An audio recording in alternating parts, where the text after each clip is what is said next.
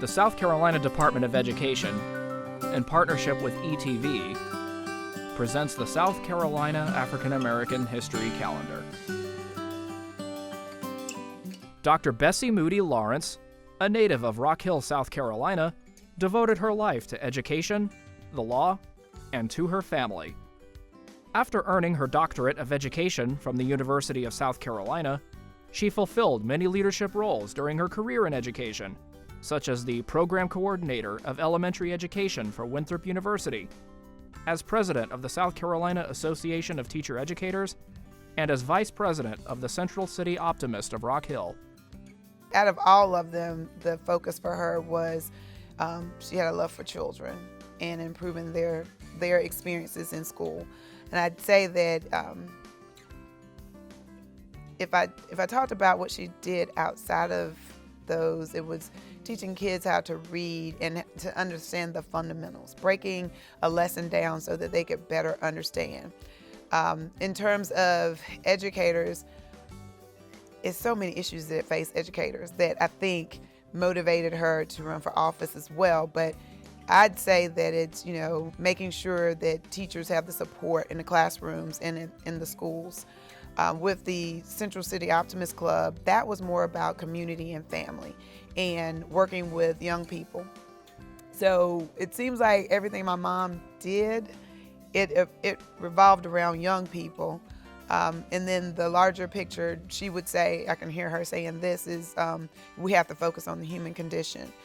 If you improve children's lives and take the whole child, is what she would say, you take the whole child from the time that they wake up in the morning to the time they go to bed, and you improve that period of time, they're going to have successful outcomes. She used to say all the time, each one teach one. And that was something that I think she just drove by in terms of what she wanted to accomplish in life. So, the human condition. In 1993, Dr. Moody-Lawrence became a legislator, representing District 49 in South Carolina's House of Representatives. As a full-time legislator, Dr. Moody-Lawrence served on several programs to improve South Carolina's communities.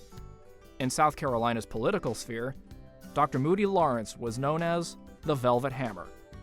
She would introduce bills. They didn't necessarily pass, but I remember when I was working for Governor Hodges that she was really proud about the pay equity bill, and there was a pay equity day.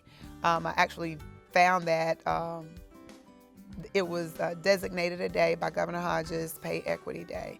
I think there were like smaller bills that she did that were not necessarily that they received the highlight that, some of the bills that we see that reach the news and they're talked about more so. I think she made small accomplishments for different folks. One, I would say, there was a lady who lived in our community who had a hearing impairment, and she was a cosmetologist. And so I think that my mom worked with her to improve the conditions for individuals who have disabilities, taking cosmetology, their licensing, a lot of the things that most people take for granted that are not maybe as significant in their world, but is significant to the everyday citizen. With her diligent devotion to education and powerful impact as a legislator, Dr. Bessie Moody-Lawrence earned her place on the South Carolina African American History Calendar and the Order of the Palmetto from Governor Mark Sanford in 2008. I think through serving in the legislature, I think that kind of it repurposed her life and gave her a larger platform in terms of South Carolina to be able to impact the education that our children receive, the things that teachers need to help them to be successful, as well as, the everyday common man or woman who wants to go to work and wants to earn a decent living, to be able to provide for their families each day.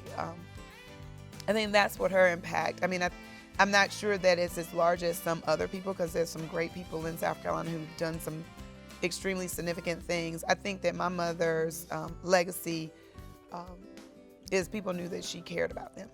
That's what they knew, that she cared about them. If she endeavored to help them, she would fight her hardest to achieve the goal for them.